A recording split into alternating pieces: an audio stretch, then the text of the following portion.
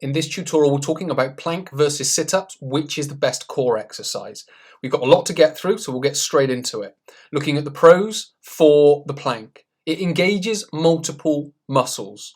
So what that basically means is we've got abdominals working, we've got the obliques working. If we do it correctly and we engage the rhomboids, we've also got the lats.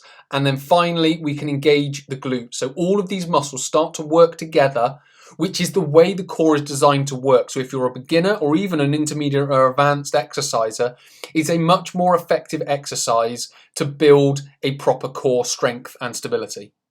Number two, it builds endurance within these multiple muscles. So it allows your body to be able to hold a posture for a prolonged period of time, which is known to be a strategy for mitigating lower back pain and reducing your risk of it. So what we can do is we can build endurance through all these muscles that I've just described: obliques, rectus abdominis, glutes, rhomboid, and the lats going down the side. We can reduce our risk of injury whilst also improving our performance or improving our fitness. Believe it or not, there are lots of progressions, and most people think it's just increasing the amount of time. So going from, say, 30 seconds to 1 minute to 2 minutes and so on and so forth. So it's just a case of increasing time. That's one way of progressing the plank. What we can also do is lift an arm. Pop it on the lower back, hold, put that arm down. Then lift this arm up, pop it on the lower back, put that down. Then we can introduce lifting the legs up. Then we can introduce coming into a standing position and going into more of a Pallof press type exercise. That I would describe is a progression for the plank, because it's using the core the way it's designed and then increasing the ability to hold strength through it. It's easy to monitor progress and adapt accordingly. So what that basically means, because we are using this as a standard format and saying, I want to hold my spine in its natural position, I want to build the endurance, which is the ability to hold it for a prolonged period of time without getting an injury or back pain, and improving the fitness. So what we can do is we can use this posture as our standard format. So as I mentioned, we can take it from here into a Pallof press. We can then be going from a plank, doing that for a period of time, and then into a Pallof press, which is building the endurance, building the strength, and then we can use the feedback of, is my back hurting, as a way to monitor progress and adapt accordingly. Or we can say that we need to increase the weight of the Pallof press and do the same thing. So we are using this posture as the standard format to be able to progress exercise and fitness, or adapt our exercise and fitness. It's simple to perform. Now this is important because if you're a beginner, it's very easy to be able to get into the position and make sure, as I've described, we are holding all of these muscles: rectus abdominis, obliques, rhomboids, lats, glutes, and we are holding them tight. If we are trying to move around and do a lot of different movements within an exercise, or even just simple movements within an exercise, then it's going to be much harder to understand, right, is this muscle working, is that muscle working? Are we doing it this way, or am I supposed to be doing it that way? Because you're holding that posture, you are maintaining that, so it's very simple to perform, and then you can go through the progressions, which is then going to be more complex, but because you've got this as a foundation, it's going to be much easier to make those progressions. It's better for overall function of the body. Now, this is because we are maintaining the natural curve of the spine all the way through the movement. This is how our core is designed. It's how our spine is designed to be. It can move, but it's more effective when you're able to hold it in a position and then move from the shoulders and from the hips. So when we go into Pallof press, for example, or a lift, or a carry, or a push, or a pull, we are using these joints to move, and the torso and the spine to be able to hold as our solid foundation to push from. The first drawback to the exercise is it can get boring. Now, I say this, if we just continually try and increase time, 30 seconds, 1 minute, 2 minutes, 3 minutes, people can lose interest with the exercise very, very quickly. So what we have to do is be able to progress and adapt the exercise to keep it varied, but also following the mechanical principles of how the body works, which is preventing movement of the spine and producing movement from the hips and the shoulders. If you're a beginner, it can challenge the shoulders too much because they'll be putting weight through this area and it's going to be causing muscle fatigue here rather than here. So what we need to be able to do is also build up strength within the shoulders. Now, doing the plank can do that, but also we want to be adding in other upper body exercises to complement and strengthen this area that is becoming challenged so that when we go down into it, we can really get the most out of the plank. And finally, people don't know how to progress the exercise. So if you can't perform a full plank like is on here, it's useful to start from the knees. Once you've built up from the knees, you can then build up into this full plank here. Once you've got adequately strong at the full plank, what you can then do is go back onto the knees and introduce lifting an arm up and putting it on the lower back.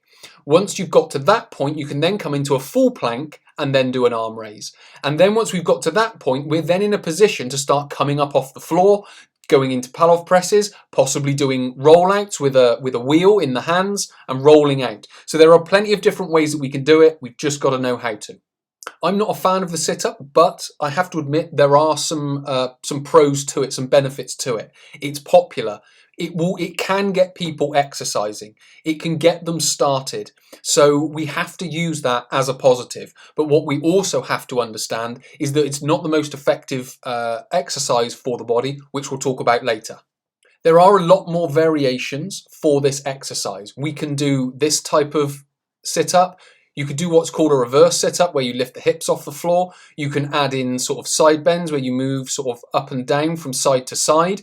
So there's a lot of variations that can keep people interested. But as I'm going to describe, as you're going to find out, they aren't the most effective for the way that the body wants to work. But as I've already described, it can get people interested in exercise because they can feel muscles working, they can feel the burn, and it can help in that respect.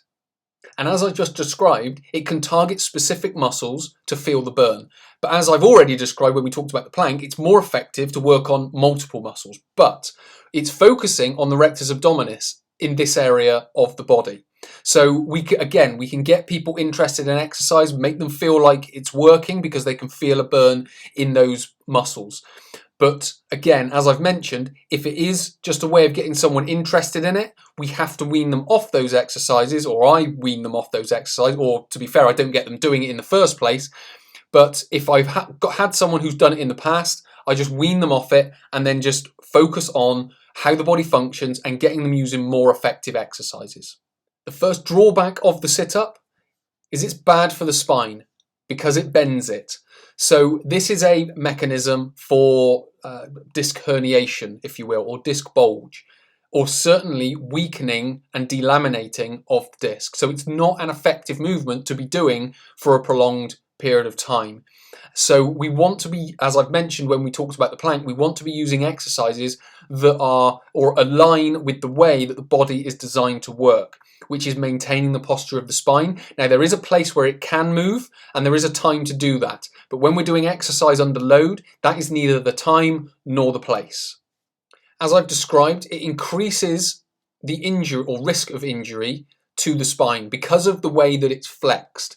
So what we don't want to be doing is going through from a flexion into extension, because that's known as a bending cycle, and that bending cycle is the mechanism for disc herniation. So it will weaken the discs, make them more susceptible to injury. So we want to be focusing on this natural curve of the spine, this being lumbar, thoracic and cervical, and then you've obviously got the pelvis or sacrum down here. It only engages specific muscles. So where that can be a benefit in so much as it can get people feeling the muscle, it's not an effective way of training the core, because the core works best when multiple muscles. So as I've talked about with the plank, the oblique or the obliques that come down this area, you've then got the rectus abdominis here, and then the other obliques down the other side. The core is much more effective when all of those muscles are working together. So what we want to be doing, again, is choosing exercises that do that. If we are choosing these types of exercises which focus on specific muscles, we're going to start creating imbalances.